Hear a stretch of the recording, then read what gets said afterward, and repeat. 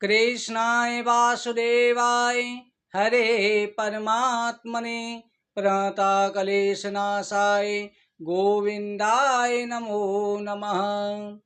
सच्चिदानंद रूपाय विश्वोत्पत्त्यादिहेतवे तापत्रय विनाशाय श्री कृष्णाय वयं नमः। श्री राधे मेरी स्वामिनी मैं राधे को दास जन्म जन्म मोहि दीजियो श्री वृंदावनवास। बोलो हरिवंश महापुराण की जय।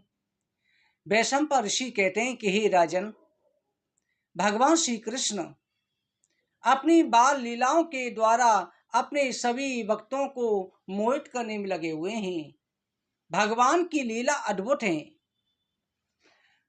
एक दिन भगवान श्री कृष्ण गोपानंदादयाश्रित्रा द्रमयो पतितो रबम जगदम्मो कुरुश्रेष्ठा निर्गाता भय संकता। भगवान श्री कृष्ण अपनी सखाओं के साथ खेल रहे हैं। भगवान श्री कृष्ण जो है सखाओं के साथ खेलते हैं, सखाओं के साथ अद्भुत लीलाएं करते हैं। देवता आकाश मार्ग से ये सब दृश्य देखते हैं।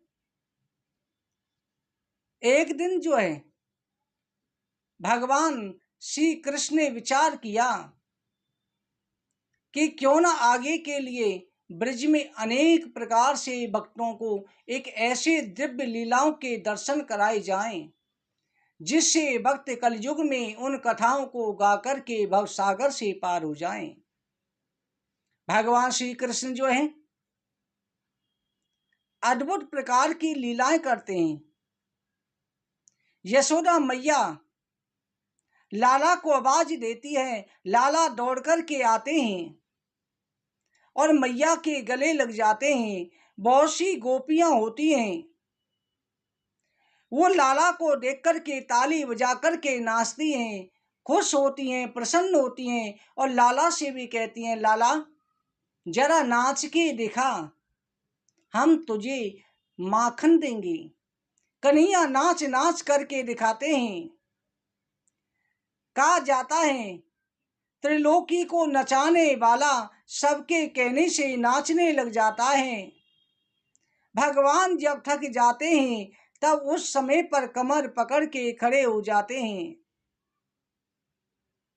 कोई उठता है तो उसे थाम करके बैठ जाते हैं। इस प्रकार से अपनी समुद्रवाल लीलाओं से कठपुतली की तरह ब्रजवासियों के वशीभूत होकर के अनुपम सुख को प्राप्त हो रहे हैं। ये धन्य है ब्रजवासी, समस्त ब्रजवासी भगवान के दिव्य पार्षद हैं। तभी तो जो संसार को नचाने वाला शंकर से सुर जहीं जपे सनकाद के ध्यान व ध्यान बढ़ावे, जिरे सुने से गणेश महेश ध्यान धरे पर पार न पावे, ताय अहिर की छोहरिया छचिया बर छाछ पे नाच नचामे। ये ब्रज भाव है, ब्रजवासियों का प्रेम है। ब्रजवासियों के अंदर इतना प्रेम है कि आज भी ब्रजवासी कन्हैया को प्राणों से ज्यादा प्रेम करते हैं। कन्हैया नंद बाबा के घर में अनेक प्रकार की लीला करके ब्रजवासियों को सुख दे रहे हैं। एक फल बेचने वाली एक दिन आती है और वो भगवान श्री कृष्ण की अनन्य भक्त थी। कहा जाता ये फल वाली कोई और नहीं, पिछले जन्म की सवरी ही थी। फल वाली आवाज दे रही है कि कोई फल ले लो, कोई फल ले लो, कोई फल ले लो। बेचारी सुबह से चिल्ला रही है, परंतु आज किसी ने उसकी आवाज को ध्यान नहीं दिया। जब परमात्मा की कृपा होना होती है ना, संसार से सारे रिश्ते खत्म हो जाते हैं, संसार से आस खत्म हो जाती है। आज लाला के भाग में फल है, आज फल वाले की किस्मत खुलने वाली है। किसी और ने तो आवाज दी नहीं। फल वाली निराश है कि आज मेरी कोई बिक्री नहीं हुई, मैं क्या करूं, कहां जाऊं।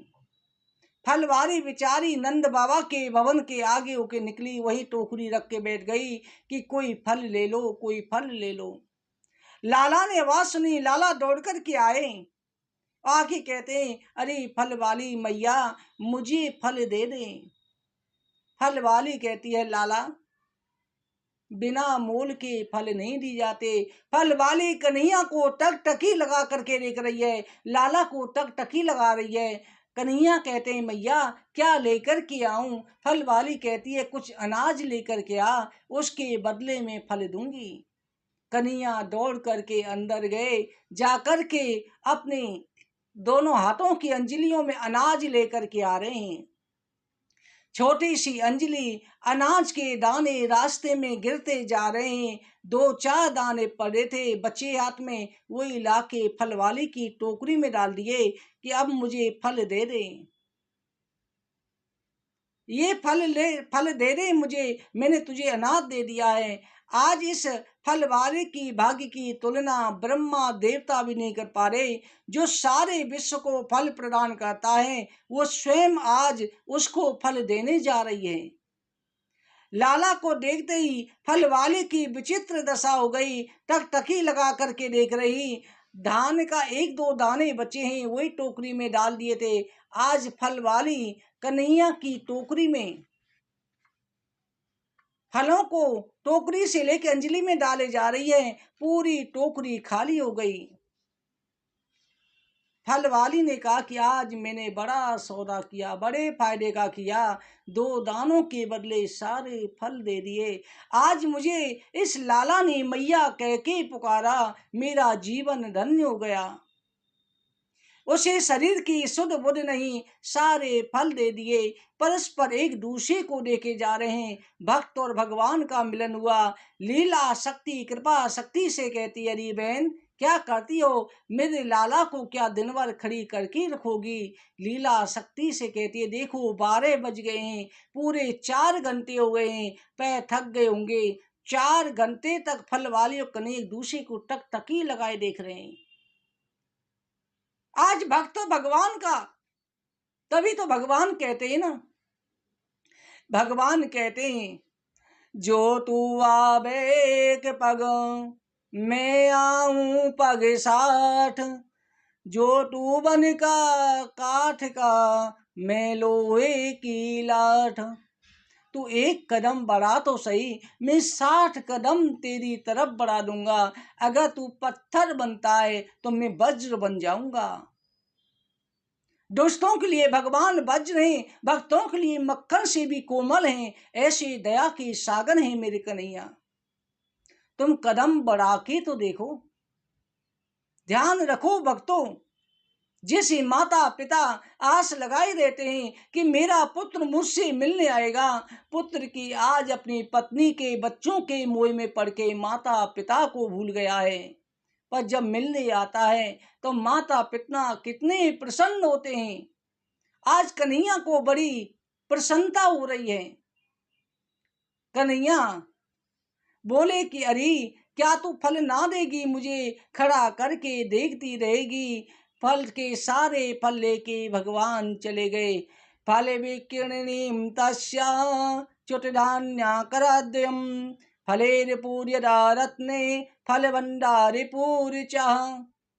फल बेचने वाली खटकिन बिचारी फल बेके खरीदार कोई मिला नहीं था। आज मिला भी तो ऐसा मिला जो सदा के लिए कृतार्थ हो गई। सदा के लिए फल बेचना बंद हो जाएगा। वो हृदय में श्री कृष्ण को धारण करके अपने घर को गई। लाला अपने ग्वाल वालों के साथ में फलों को खा रहे हैं। आज फल बेचने वाली घर को गई, जाकर के टोकरी सिर से उतारी, जैसे कपड़ा हटाया देखे उसमें हीरे मोती जवाहरात से टोकरी भरी हुई है। आज कुबेर के समान धनवान कर दिया है। मेरा लाला ऐसा है। और देवता देते हैं तो प्रत्यक्ष पहले तपस्या करवाते हैं तब देते हैं, और मेरा लाला देता है किसी से कहता नहीं है।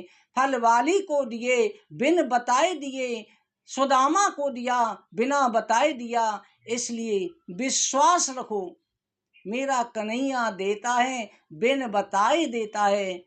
ऐसा है मेरा सांवरा, ऐसा है मेरा लाला। आप निश्चिंत रहें, आपकी मनोकामना अवश्य पूरी होगी। मेरा लाला आपकी मनोकामना अवश्य पूरी करेगा। केवल आपका भाव फल वाली की तरह चाहिए, उसकी तरह भाव रखो। भाव से भगवान प्रकट हो जाते हैं। भाव का भूखा हूँ मैं, भाव ही बस सार है, भाव से मुझको वजह भव से बेड़ा पार है। भाव बिन कुछ भी दे मैं कभी लेता नहीं, भाव से के पुष्प दे वो मुझे स्वीकार है। बांध लेते भक्त मुझको प्रेम की जंजीर में, इसीलिए इसी भूमि पर होता मेरा अवतार है। बोलो हरवंश महापुराण की जय।